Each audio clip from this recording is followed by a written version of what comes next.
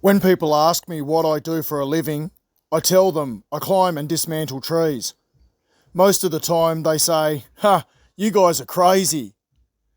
But to tell you the truth, climbing and taking risks, I quite like it. We are the Southern Tasmanian Climbers, and this journey never started off real easy. In 2010, I had a serious accident and nearly lost my leg. This is the history of STC Tasmania. Yeah, look, I need an ambulance, Buckland Church. Enjoy.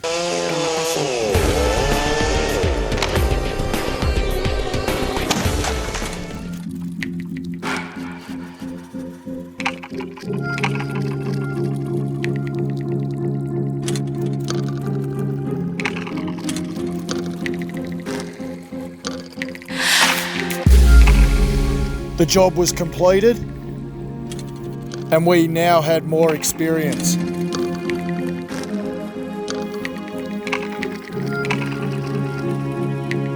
STC grew, the machines came,